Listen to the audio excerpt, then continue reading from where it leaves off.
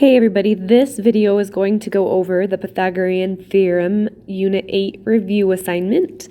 This is to help if you had any questions about those problems. So let's go ahead and get started. So to begin with, question number 1 asks us to find the missing side length. Now it is essential to know whether you are missing A, B, or C. Okay, because the process I'm going to use is different depending on which one I'm missing. Now, C is always the side across from the right angle, or the longest side. So this is C, I am missing C. I'm going to label my other sides A and B. Usually I label my smallest side A and my mid-size B, but because they're the same, I can label them either way. I can always label them either way. So I'm going to use the Pythagorean theorem, a squared plus b squared equals c squared, and I'm going to plug in those values.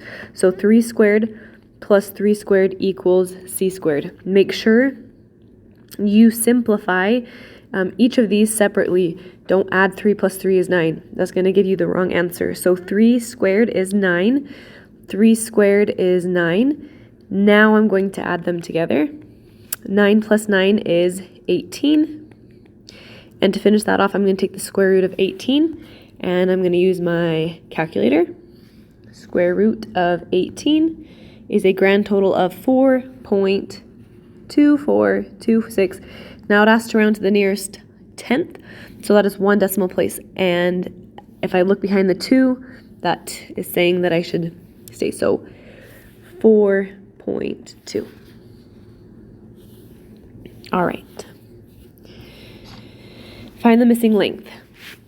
Am I missing A, am I missing B, or am I missing C? Well, the side across from my right angle is 13. So C is 13. My short side is here, which is A. So I'm missing B. So let's plug in our numbers into our Pythagorean theorem. 5 squared plus, I don't know what B is, so I'm going to leave it as a variable, plus B squared equals C squared. Simplify. 5 times 5 is 25. I don't know what b squared is. 13 times 13 is 169. So to solve, I am going to subtract 25 from both sides. And I am left with b squared is equal to 144. And if I take the square root of both sides, 144 is a perfect square. I don't even need to type that into my calculator. B is equal to 12. Notice it is smaller than my longest side, 13, because it is not my hypotenuse. All right, determine if the following triangle is a right triangle. So remember, if a triangle is right, then the a squared plus b squared equals c squared formula works. If it's not a right triangle, then if I plug in my a and my b, I don't get my c. So remember, my smallest side A, middle size B, largest side is C, and I'm going to plug those values in. So 10 squared plus 24 squared equals 26 squared. Now we're going to simplify. 10 squared is 100. 24 squared, don't know off the top of my head, so go to your calculator. 24 squared, 576. 26 squared. Clear. 676. Now if I combine on the left, I end up with 676, and that simplifies to the same thing that was already on that right hand side. So since these two things are equal, I'm going to say that this is a right triangle. My formula works. A squared plus b squared does give me c squared. It's a right triangle. Let's look at a different example. So again, smallest side is A, middle size is B, largest side is C. So 3 squared plus 10 squared equals 11 squared. 3 times 3 is 9. 10 times 10 is 100. Those added together is 109. So I need 11 squared to be 109 if it's a right triangle. But if I type into my calculator, I'm going to get 121.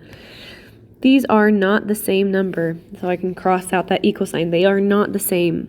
That means my a squared plus b squared formula didn't work. And if that didn't work, that means this is not a right triangle. All right, a couple more problems. Determine if the following side lengths form a right triangle. Well, remember my smallest side is A, my middle side is B, my largest side is C. And again, I'm going to plug into that formula. 14 times 14, so 14 squared is 196. 19 squared is 361. And I happen to not know the last one. 25 squared is 625. Hey, these two added together have to be 625 if it's a right triangle. So 196 plus 361. 196 plus 361. Grand total 557.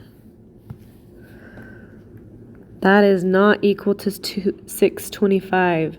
So this is not a right triangle.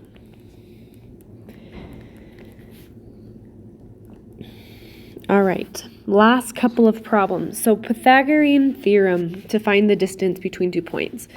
So remember from our lesson, I want to find the distance between these 2 points. That is my slant. That's my C side. I am going to find a horizontal distance.